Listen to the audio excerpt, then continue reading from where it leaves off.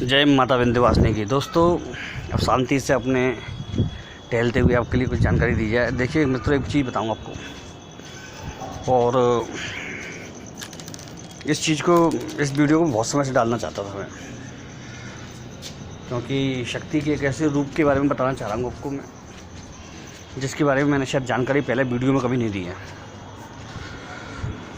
क्योंकि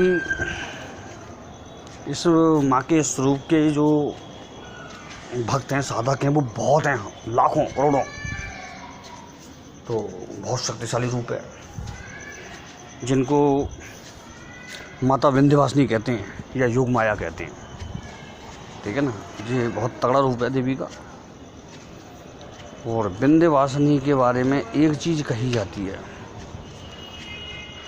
कि इनकी सेवा भाग्य से ही मिलती है, और जो इनका स्थान कहा जाता है वो हिमाचल प्रदेश में, ठीक है ना, हिमाचल प्रदेश में कहा जाता है।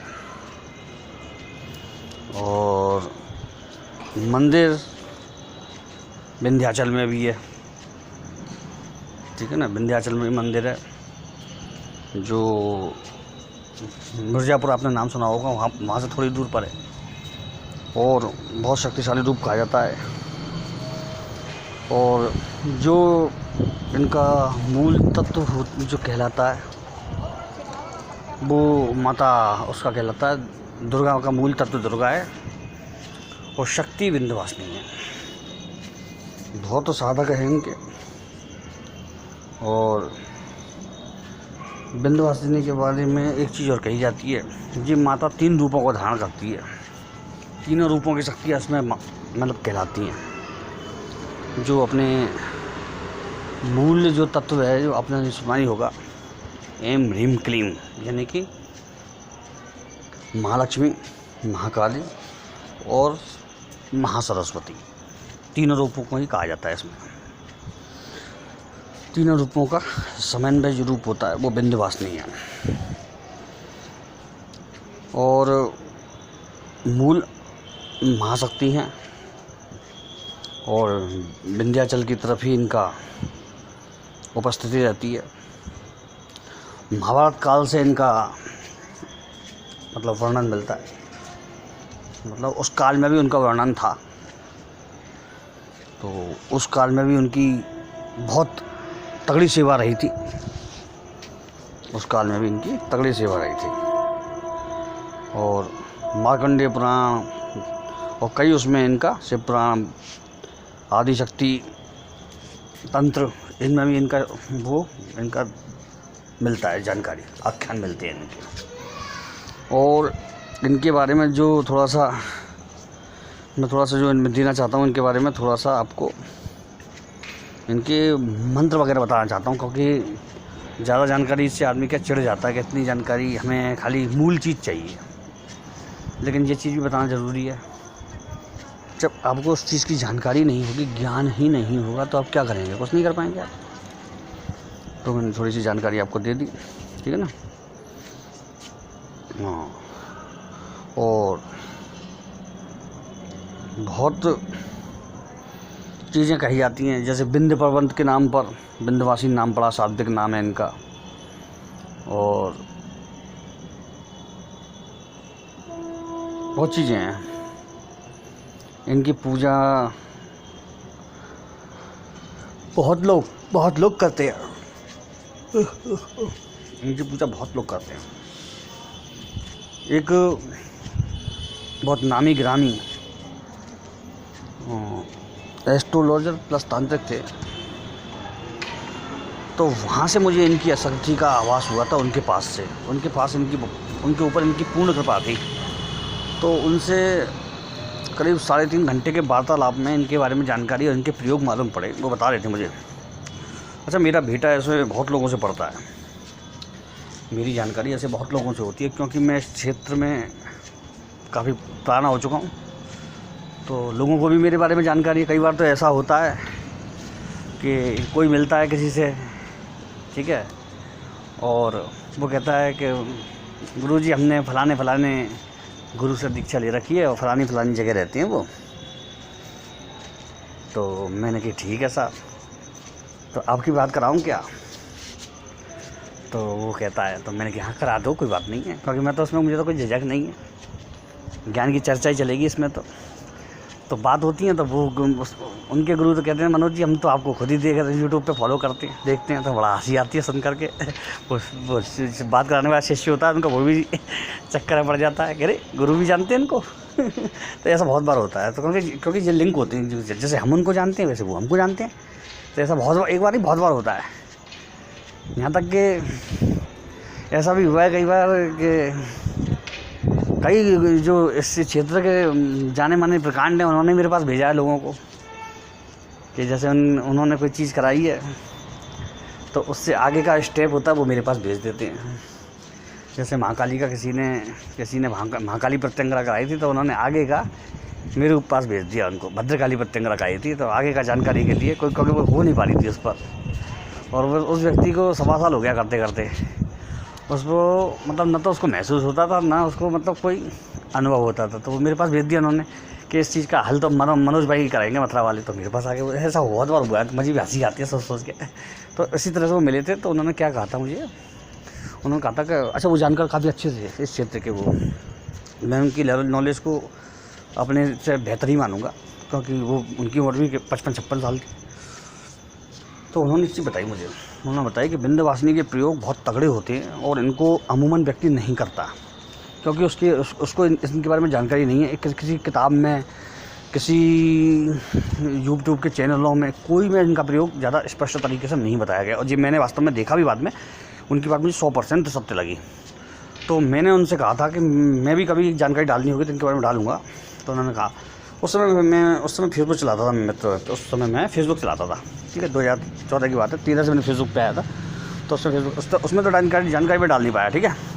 तो आज मुझे मतलब जब मैं व्हाट्सअप देख रहा था तो उसमें कई लोगों के मैसेज थे, गुरुजी आप कभी विंध्यवासिनी देवी के बारे में नहीं बताते, क्या आप जानकारी रखते हैं? तो मैंने कहा थोड़ी सी जानकारी रखता हूँ भाई, ज़्यादा तो नहीं रखता, इतना ज्ञानी तो मैं नहीं हूँ, तो जो जानकारी आप दीजिए। मैंने कहा ठीक है साहब, आज शाम को वीडियो में आएगी। तो आज मैं डाल देता हूँ। कोई भी 10 महाविद्यालय से किसी का भी साधक हो, किसी का भी भक्त हो, वो इनकी साधना बिल्कुल आराम से कर सकता है, ठीक है। और अगर किसी महाविद्या का कोई साधक नहीं है या पूजा करने वाला नहीं है, तो दुर्गा जी का या किसी भी कोई तो उनकी कुल देवी होगी, उसी का ध्यान करके इनकी साधना कर सकता है, उनके ध्यान में, ठीक है। और क्योंकि मैंने आपको पहले ही बता दिया कि इनका जो समन्वय रूप है महाकाली, महासरस्वती, महालक्ष्मी है, तो कोई भी साधक कर सकता, पक्की बात है। बंधन ये रहेंगे, शुद्धता अवश्यम भावी है, ब्रह्मचर्य अवश्यम भावी है, ठीक है, अवश्य करना है आपको। और जो आप ये सोच रहे हैं कि इसको चलते फिरते कर देंगे, तो ऐसा नहीं है। अगर आपको इनकी कृपा प्राप्त करनी है तो बहुत नियम संयम से इनका किया जाएगा, उसके बाद ही इनकी कृपा मिलेगी। अन्यथा आप कंटक काटने की कोशिश करेंगे तो कभी इनकी कृपा प्राप्त नहीं होगी, क्योंकि ये बड़ी उनमें विद्याओं में आती हैं, बड़ी शक्तियों में आती हैं। करने वाले इनके लाखों करोड़ों भक्त हैं, लेकिन जो साधना का रूप होता है वो अलग होता है, भक्ति का रूप अलग होता है। माँ मान के करोगे तो अलग है, और शक्ति मान के, देवी मान के, विंध्यवासिनी मान के करोगे तो रूप अलग है। इनका जो मूल मंत्र है वो मैं आपको बता देता हूँ, जो तगड़ा मंत्र है इनका। तो मंत्र आप इसी प्रकार से जपना, ओम ह्रीम श्रीम विंध्यवासिनी नमः, ओम ह्रीम श्रीम विंध्यवासिनी नमः, ठीक है ना। इस मंत्र को इसी तरह से किया जाएगा। बहुत सिंपल मंत्र है, माया बीज है, लक्ष्मी बीज है।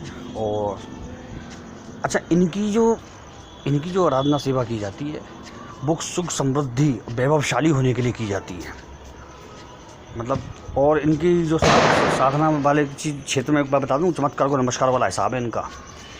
इनके साधना किए हुए बड़े प्रकांड जोशी होते हैं, प्रकांड तांत्रिक होते हैं, वो अच्छे ही स्तर पर पहुंचते हैं, हमेशा ध्यान रखिएगा। अध्यात्म का क्षेत्र उनके लिए बहुत फलीभूत होता है। अगर इनकी किसी ने साधना सेवा की है तो उसके लिए अध्यात्म का क्षेत्र बहुत फलीभूत होता है, क्योंकि तीनों महाशक्तियों की कृपा उनके ऊपर होती है, ठीक है ना। तो आप इसको करेक्ट करें, इस मंत्र को। दिशा जो रहेगी वो उत्तर रहेगी, और आपका वस्त्र रहेंगे वो आपके गुलाबी या पीले रहेंगे, ठीक है, केसरिया, गुलाबी या पीला, ठीक है।